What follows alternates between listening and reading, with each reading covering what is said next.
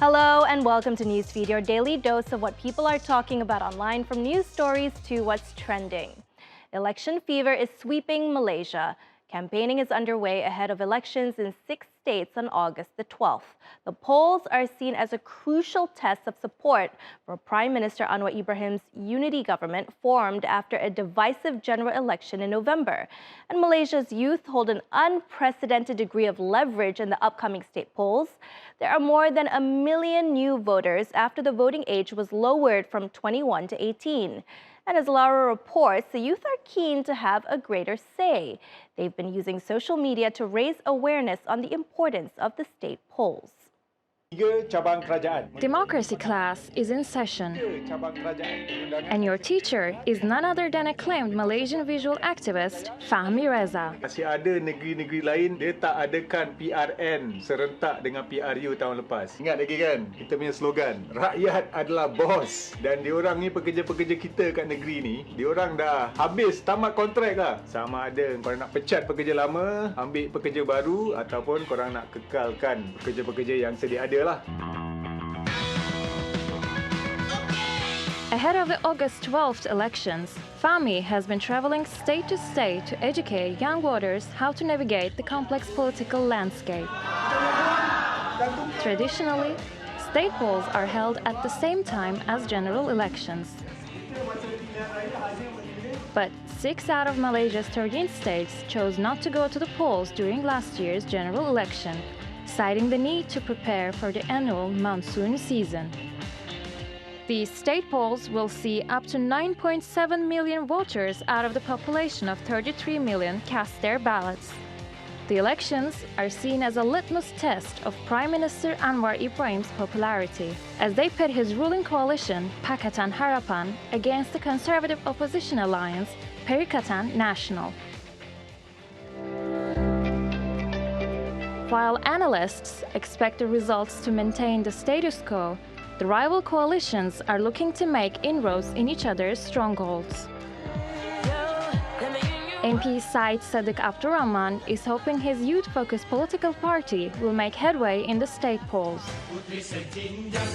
His party is going it alone, having parted ways with the ruling coalition. Kenapa masih ada kementerian, ada agensi? Without the backing of major parties, the 30-year-old has been using social media to promote the policies of his Malaysian United Democratic Alliance, better known as MUDA. When the electric ring goes. The acronym aptly means young in the Malay language. Yeah. How is the Muda team adjusting to this past year? How's it been? It's been interesting. I mean, I think since the inception of Muda, right? None of us, except for me, have been in government. Yes, we are political lightweight. I think we are the underdogs of the underdogs. For sure. But a lot of us are professionals. We're not reliant on political handouts. We're not reliant on having any political jobs. Yeah. So as a consequence, I think our hearts are in the right place. No matter what tribulations we face, we'll just keep on marching forward. And Sadiq is hoping that messaging will resonate with 1 million new voters in this month's polls. As Fahmi explains here, young people will have a lot of sway, as it'll be the first state election since the voting age was lowered from 21 to 18 last year. Kuasa dalam tangan kita sebab rakyat adalah bos. You'd have thought that the simultaneous release of the Barbie and Oppenheimer movies would have intensified the rivalry between the two Hollywood studios, Warner Brothers and Universal. But it seems the biggest spat going on right now is in-house at Warner Brothers. It comes in the wake of all the Barbenheimer hype we saw in the build-up to both films hitting the big screen. Memes appeared everywhere, and there was a lot of fun pitching the bubblegum plastic pop of Barbie alongside the weighty subject of the creation of the atomic bomb. Warner Brothers America got in on the fun and posted on the official Barbie account positive comments to Barbenheimer memes such as this one. This did not go down well in Japan, where 2 A-bombs developed by the real-life J. Robert Oppenheimer obliterated the cities of Hiroshima and Nagasaki in August 1945. Neither movie has been released in Japan, but the hype has certainly taken off, though not in the way Warner Brothers intended. Japan's own Barbie movie account posted, "We consider it extremely regrettable that the official account of the American headquarters for the movie reacted to the social media posts of Barbenheimer fans. We take this situation very seriously and are asking the U.S. headquarters to take appropriate action," and signed it Warner Brothers Japan. Warner Brothers USA did issue a public apology regretting the insensitive social media engagement, but this wasn't posted on any official Twitter, or I guess you'd now call it X account.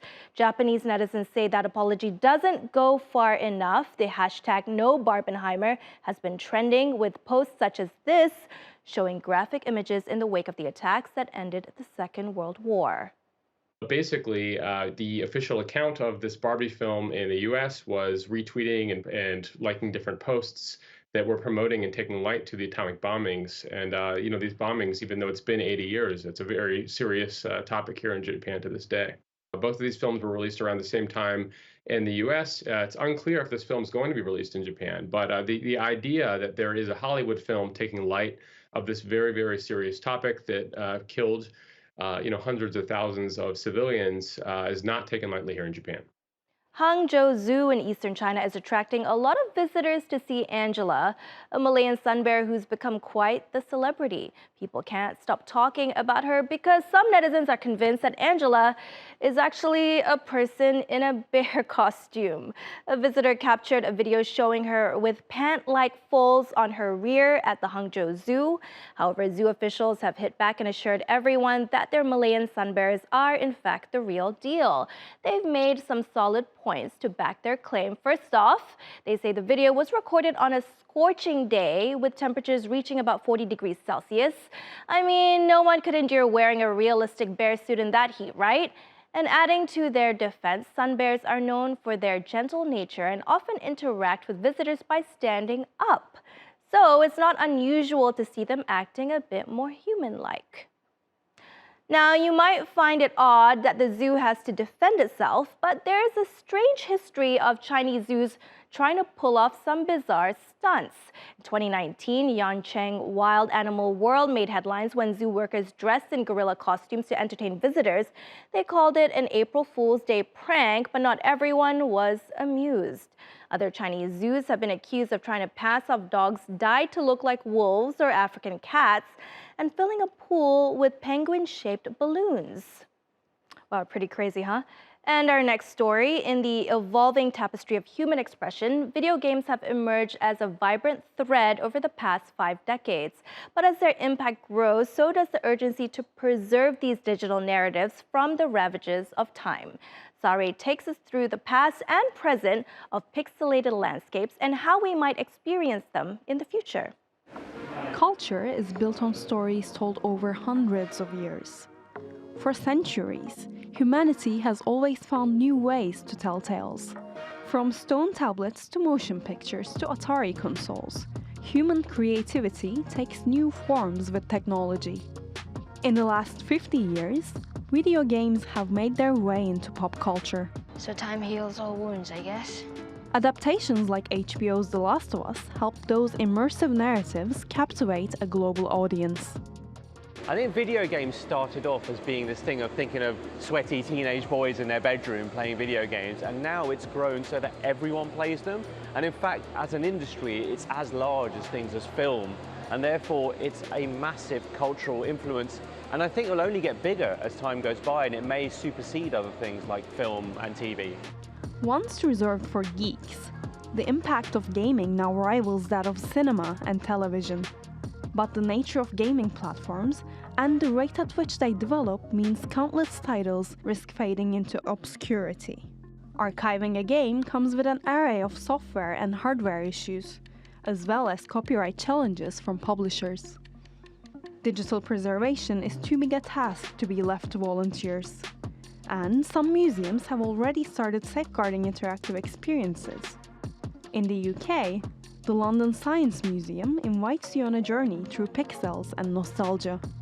By collecting original gaming systems and allowing visitors to engage directly with the past, their exhibit plays a vital role in the ongoing battle against digital decay. So we're in Power Up, which is our hands-on gaming experience. It's a permanent gallery in the Science Museum, and it's a real celebration of the history of video games.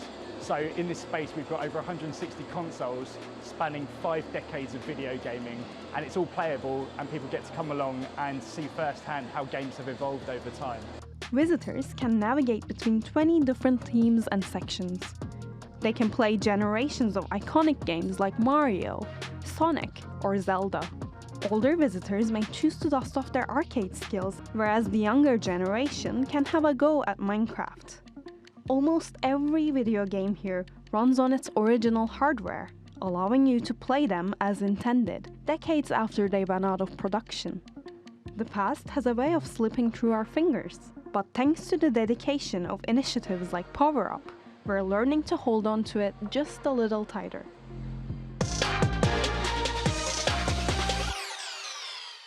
All right, on to what's trending. Well, there's a new and insane trend that's causing a stir on TikTok. This is day 1 of me ingesting borax. I hopped on the borax train.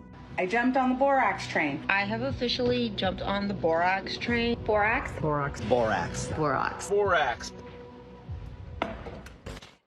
Borax is a toxic chemical found in detergent and pesticides. All Yet, right, you guys. influencers, some with hundreds of thousands of followers, have been recommending taking it for health reasons. So, I put detergent in my water every single day, and let me tell you why. But don't worry, I just put a pinch. Okay, but why am I drinking it? Let's get to the important stuff.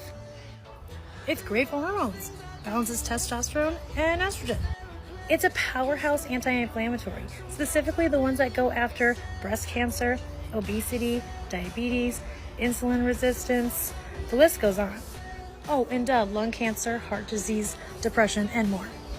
Boron is totally essential for your body to absorb magnesium, calcium, and it prevents vitamin D deficiency. Basically, it prolongs the amount of time that vitamin D and all your other minerals stay in your body in the actual useful form. And since it's such an anti-inflammatory, it's amazing for arthritis, osteoporosis, and amazing for teeth and gum health. And obviously, it's great for your gut health. You're absorbing minerals, you're getting electrolytes. We'll go over the salt and the baking soda later, but right now, I'm just here for the borax, and I'm gonna just keep drinking my detergent. Hold up. Don't believe a word of what you just heard or dare try it. TikTok moderators have been removing these misleading videos like the one that you just saw. Netizens and health experts are calling cap. Get off the train right now. Why do people think it's a good idea to eat cleaning products? I'm school. Now, yes, borax, which is sodium borate or tetraborate, is a naturally occurring mineral, often used as a cleaning product to help remove stains, and it's even used to kill ants. But for the love of your kidneys, just because it's natural doesn't mean it's good for you to eat. Remember that arsenic is also natural. And if you look at the toxicity data for borax from the National Institute for Occupational Safety and Health, not only can it cause kidney failure and reproductive harm, but at 48 millimoles per litre, 50% of human cells died. In mice, just 0.04 grams had a 50% chance of killing them. In a human baby, the lowest lethal dose was 1 gram per kilogram, so literally less than a teaspoon of the stuff. And in a 70 kg man, just 49 grams can kill you, only after giving you seizures, cardiac arrhythmias, and vomiting. Guys, there's a very good reason why borax with the E number 285 has been banned in the UK since 2010. Banned by the FDA as a food additive, and the European Food Safety Authority set the safe limit of borax and boron at 0.16 milligrams per kilogram, which is 0.01 grams for an adult. Just stop eating it. Moral of that story, don't believe everything you hear, see, read on the web. And that's our show. Find our latest shows on YouTube and do subscribe to our channel. See you soon.